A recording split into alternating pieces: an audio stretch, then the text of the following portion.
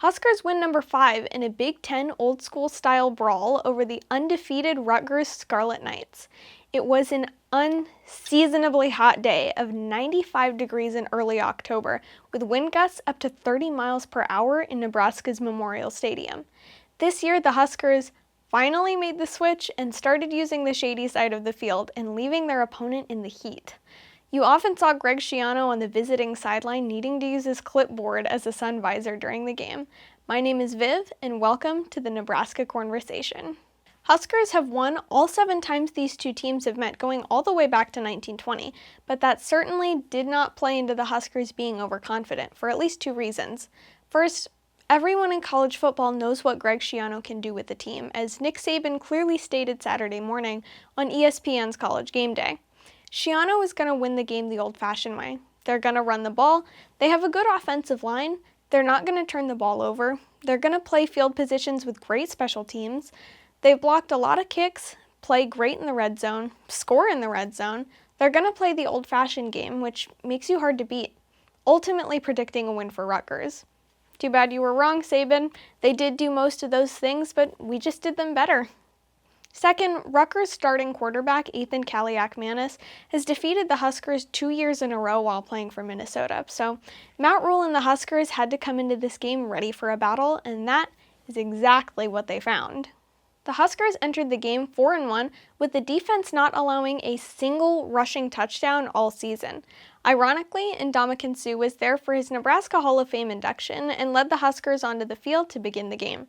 And so it turns out the defense won this game for the Huskers, holding the Scarlet Knights to just 7 points and still not allowing a rushing touchdown, with a final score of 14-7 and a victory for the Huskers during an absolutely crazy week of college football, where number 1 Alabama, number 4 Tennessee, number 9 Missouri, number 10 Michigan, number 11 USC, number 22 Louisville, and number 25 UNLV all lost to unranked teams other than Missouri, who lost to an almost unranked Texas A&M.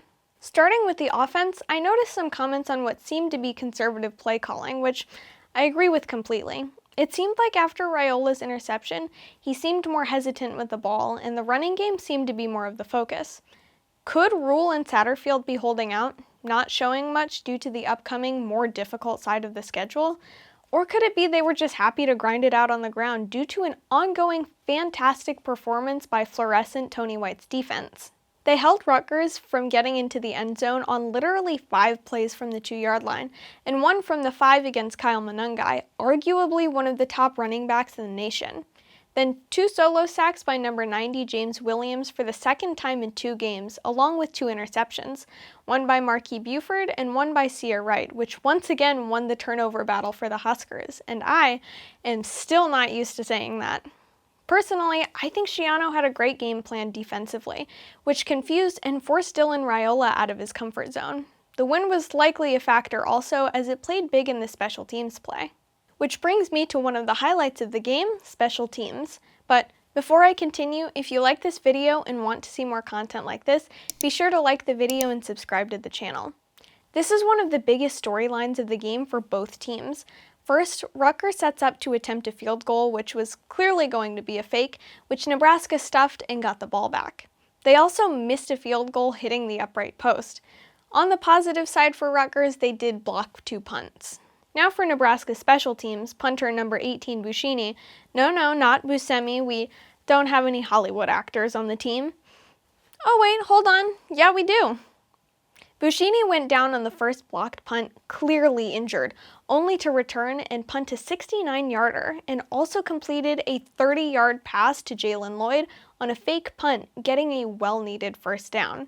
As a result of Buschini's performance, we here at Nebraska Conversation would like to honor him with the Rudy Award, an exclusive award for the player who experiences difficulty only to overcome it in great fashion.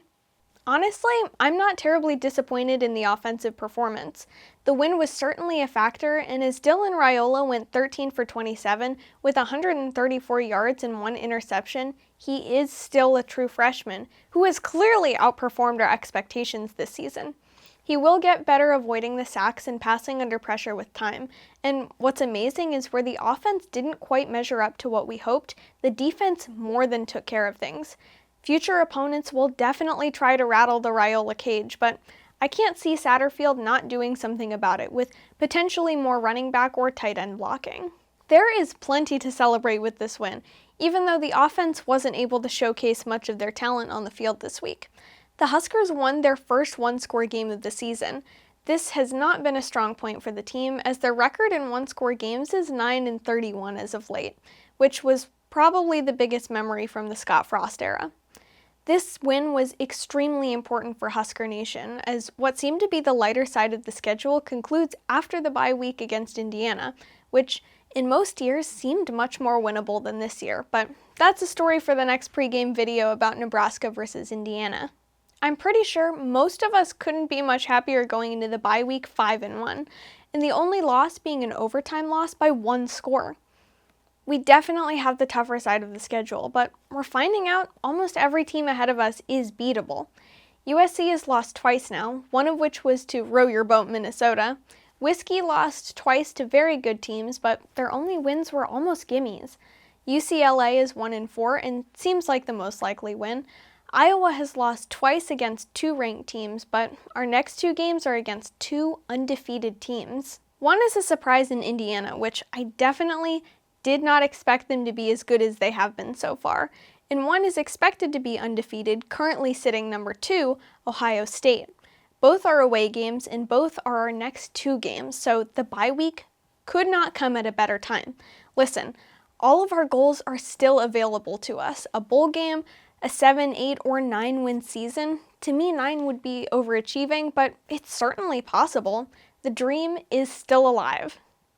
Anyway, thank you so much for watching. Don't forget, if you liked the video, click the like button, subscribe to the channel, and click the bell to get notified about my next video. That concludes today's conversation, and I will see you in the next one. Go Big Red!